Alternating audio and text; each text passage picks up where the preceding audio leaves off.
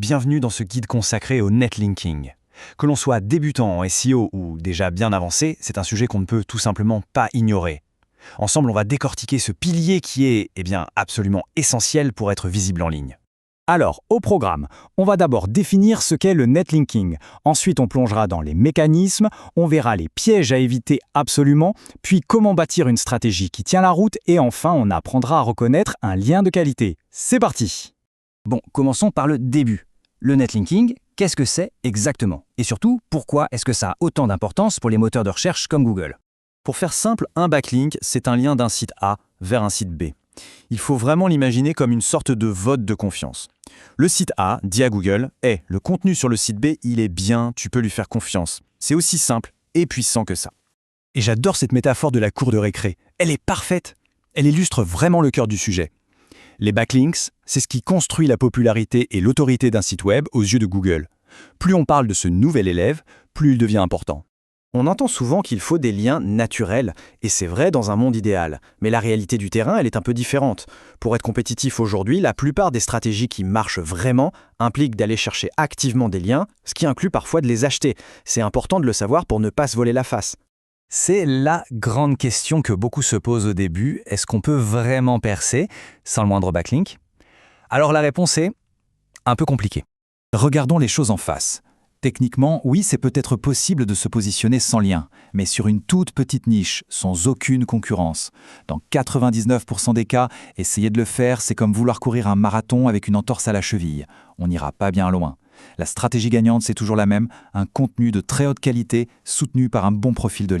Bon, maintenant que les bases sont posées, rentrons un peu plus dans la technique. Comment ça marche, un lien concrètement? Il y a quelques notions clés à maîtriser pour bien comprendre la suite.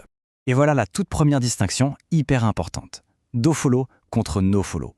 Pour faire simple, les liens en do-follow, ce sont ceux qui transmettent la popularité, le fameux jus de lien. Les liens en no-follow, eux, ne la transmettent pas. Du coup, vous l'aurez compris, ce sont les liens do-follow qui sont notre cible principale en netlinking. Et des manières d'obtenir des liens, il y en a plein. Ça va des liens sur les forums, aux articles sponsorisés, en passant par les mentions dans les médias, les commentaires, les annuaires. Chaque type de lien a son propre rôle à jouer pour construire un profil de lien qui soit à la fois diversifié et qui paraisse naturel. Un autre élément crucial, c'est l'encre de lien.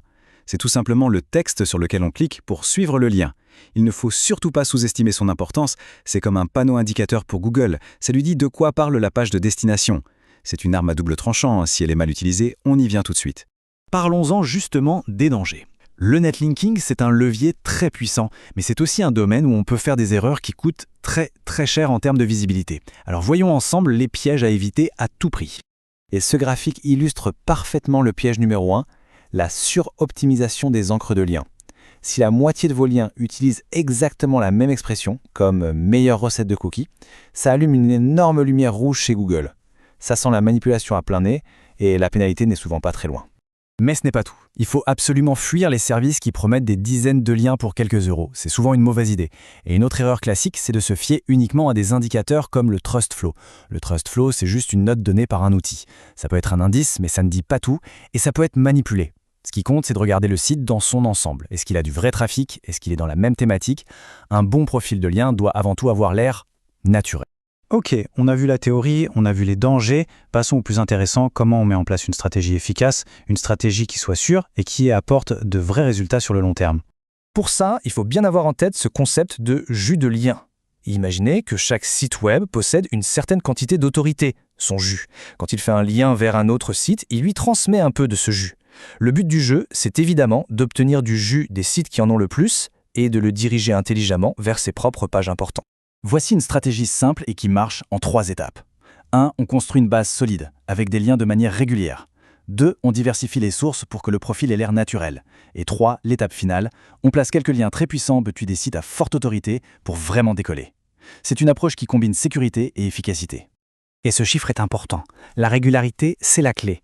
Il vaut bien mieux obtenir 5 à 8 bons liens chaque mois plutôt que d'en faire 50 d'un coup puis plus rien pendant 1 an. La constance envoie un signal bien plus positif et logique au moteur de recherche. Tout ça, c'est très bien, mais la question fondamentale reste la même.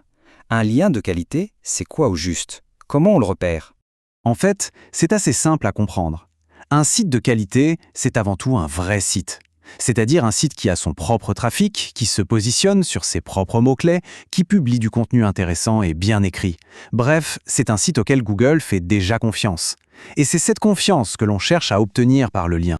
Et l'astuce la plus efficace est souvent la plus simple. Pour trouver les meilleurs sites, il suffit de taper ces mots-clés dans Google et de regarder qui est déjà en première page. Ce sont eux les acteurs importants de votre thématique. Il ne reste plus qu'à les contacter. C'est du travail, oui, mais un seul de ces liens peut avoir plus de valeur que 100 liens de mauvaise qualité.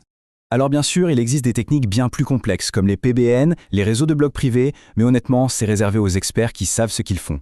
Pour 90% des sites, maîtriser les bases que l'on vient de voir ensemble, c'est ça la clé du succès. Finalement, tout ça nous amène à une question plus profonde. Aujourd'hui, n'importe qui peut créer du contenu. Dans cet océan d'informations, est-ce que l'autorité, cette confiance validée par les autres, n'est pas devenue la ressource la plus précieuse du web ?